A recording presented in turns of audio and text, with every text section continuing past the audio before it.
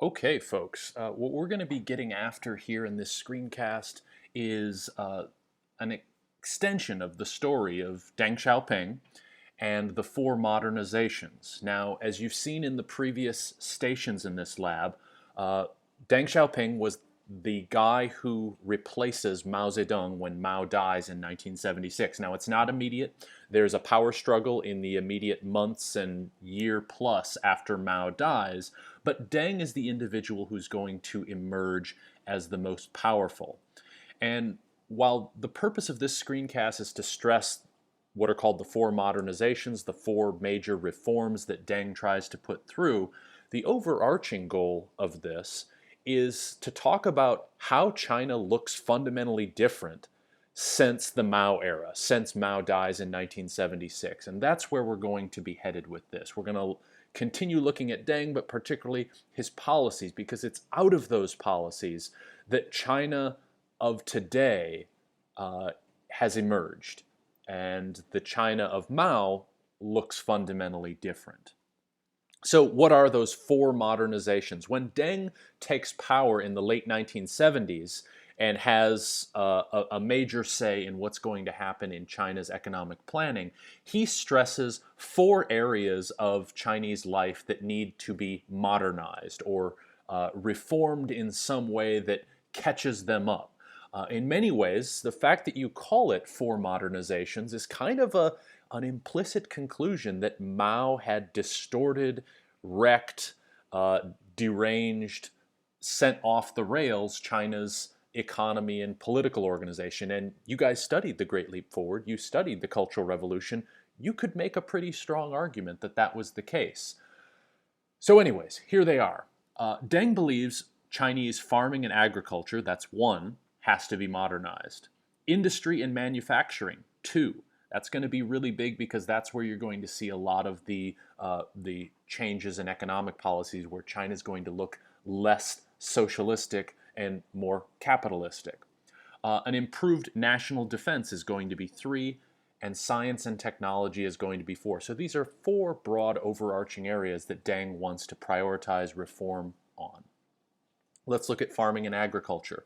One of the elements to farming and agriculture reform is going to be the ending of the commune system. Remember, Mao, especially during the Great Leap Forward, really ran with this idea that all Chinese agriculture was be grouped together in these communal enterprises where you'd be packed together with many different families.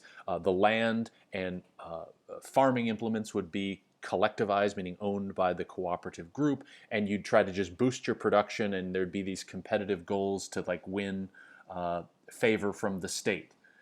That worked out terribly during the Great Leap Forward because a lot of people in those commune settlements had their food confiscated or they were misdirected in things that didn't work, and it ended up being kind of a disaster. Deng says we need to get rid of that.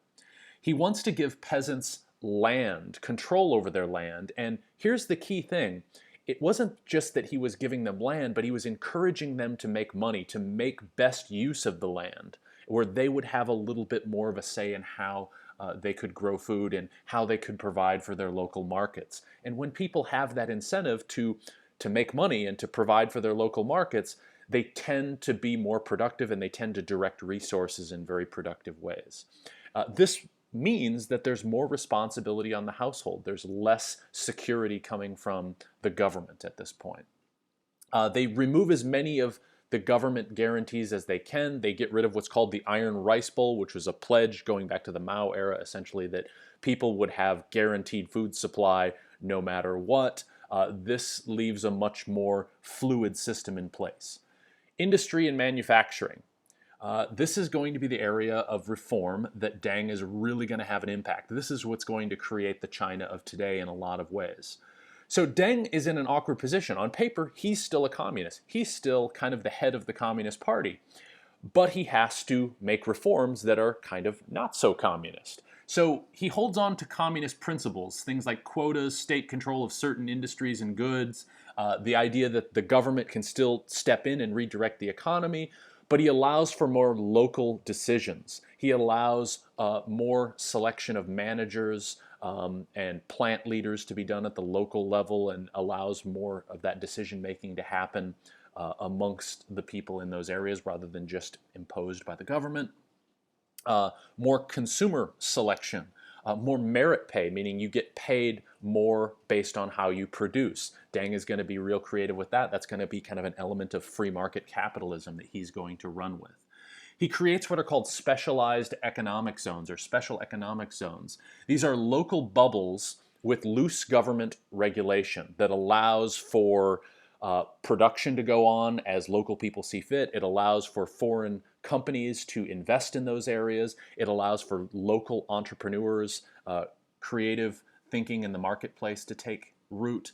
It encourages things like entrepreneurship, like I said, foreign investment.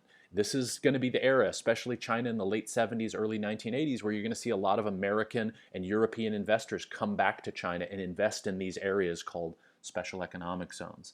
And they're encouraged in these special economic zones to produce goods at a lower price with the intent of selling it on the global market.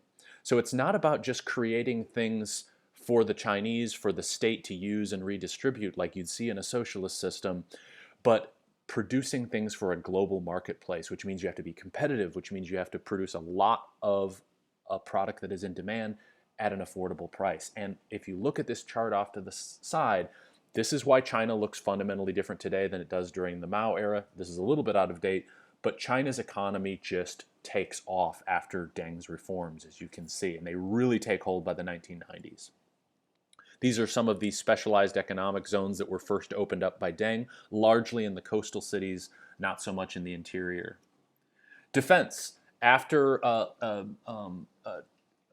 later development, China could continue to build up its defense with the intent Deng wanted it to become a world power, to gain respect from other countries and have both defensive and offensive capabilities. So a lot of the growth in the Chinese military has occurred because of Deng's reform. Today it's the third most powerful military in the world. It has the largest army on paper, but it's something that continues to grow. If you Google today, this is a big concern of much of Asia, that China is expanding its military. It's just created a new aircraft carrier, and every time this happens or something like this is announced, you usually see some concern in East Asia, most notably Japan and others. You see people serving in the military, the growth in equipment and balance and support. The military is also a source for economic growth. As China builds more planes, it builds more ships and so forth. That is a generator of economic activity. And then finally, science and technology.